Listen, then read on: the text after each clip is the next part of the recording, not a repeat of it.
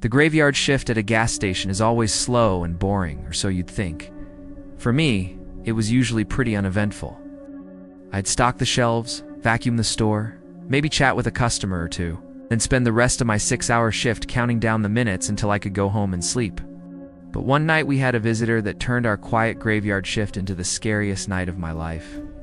It was around 3 a.m., and I was just finishing up stocking some water bottles when I noticed a white van pull up to the only pump in our gas station. Our parking lot was always empty this late, so I found it odd that someone would be driving around in the middle of the night and decide to stop for gas. I watched as a well-dressed young man got out of the passenger side and walked into the store. He was wearing a black suit and looked like he just stepped out of a funeral. I couldn't help but stare at him because he seemed so out of place. He approached the counter and asked for a pack of cigarettes. I scanned the barcode, and as he handed me his credit card, I noticed his hands were shaking. "Anything else for you?" I asked. He replied in a shaky voice, "Nope, that's it, thanks." And with that, he turned and headed back to his van. I unlocked the door for him, but he stopped me by saying, No, it's fine. I got it." He said it so firmly that I didn't argue. Instead, I just nodded and went back to stocking the chips. It wasn't long before he came back inside, though. This time, he had a wild look in his eyes, and he was mumbling to himself. "Got any Advil? I need some Advil. Does anyone have any Advil? Please, does anyone have Advil?" He was getting louder now, and customers at other gas stations would often hear him and come over to see what the commotion was about. He continued to pace the store, muttering about needing Advil. Then just as suddenly as he started, he stopped, his face drained of color, and he slumped against the counter. "Is everything all right?" I asked. I was starting to get worried. He took a deep breath and slowly looked up at me.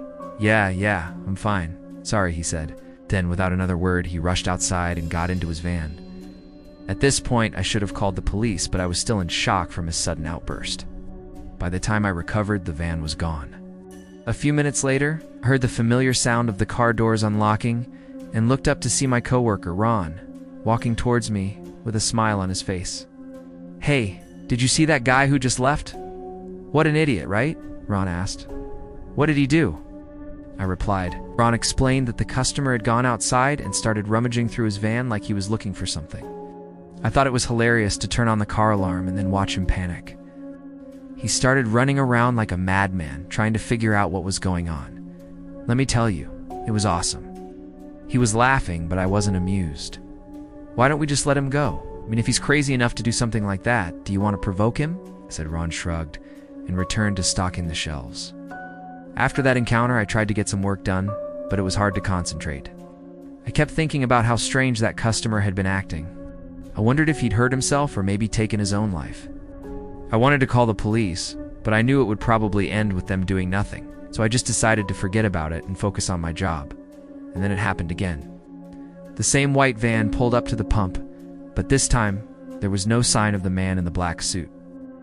I watched as the passenger door opened and a woman in a white dress stumbled out. She looked disheveled and kept swaying like she was drunk. She shuffled over to the pump and started putting gas in her car.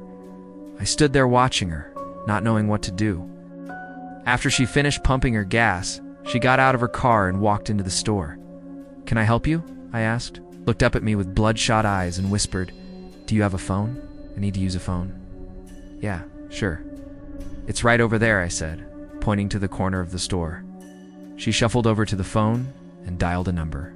While she was talking, I tried to discreetly listen in, hoping she might say something that would make sense. All I heard was, "Hello? Yes, it's me. No, nobody's here. Just gas station." "Yeah, I know. Okay, I'll wait." She hung up and started pacing the store. This was really starting to freak me out. I was alone in the store with a crazy lady who seemed to be having a conversation with herself. I knew I should do something, but I was frozen in fear. She paced the store for a while, then suddenly stopped and stared at me. "Do you know where the bathroom is?" she asked. I pointed to the back of the store and she shuffled off to take whatever it was she needed to take. When she came out of the bathroom, she was even more disoriented than before. She was stumbling around and kept bumping into things. At this point, I couldn't just stand around and do nothing. I had to help her. "Ma'am, are you okay?" I asked. She looked up at me and whispered, "I need help." Before I could respond, she collapsed to the floor. I rushed to her side and tried to help her up, but she was unconscious. Now I was really scared. What if she had taken an overdose or something? I quickly checked for a pulse, and when I felt it, I knew I had to do something fast.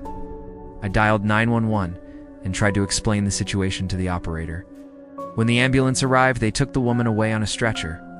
As I stood there watching them take her away, I couldn't help but feel a sense of relief. Maybe now she'd get the help she needed. As the sun started to rise, the first customers of the day trickled in.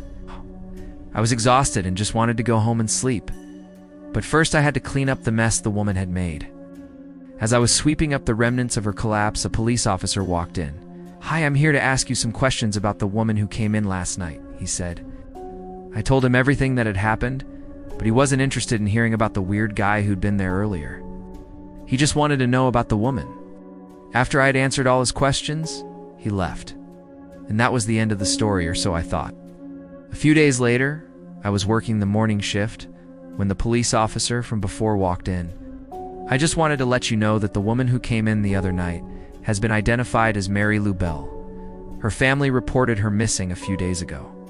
It looks like she took an overdose and died in the bathroom," he said.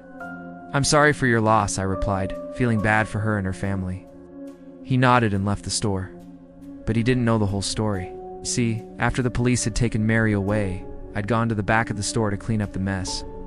That's when I saw something that made me gasp. Scrunched up in the corner of the bathroom, I found a small piece of paper. Folding it carefully, I saw that it was covered in writing. The writing was shaky and seemed to be a confession of sorts. It read, "I couldn't do it anymore. They were all dead anyway. I'm sorry." Below that was a name, John Doe. Then I remembered the man in the black suit. Was he John Doe? Had he brought Mary to the store and then left her there? Or had they come together? Was Mary his wife? Why did he seem so relieved when she collapsed?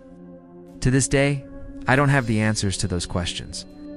The police never released the full story, and all I have is a grainy security camera footage of a white van that looped every 12 minutes.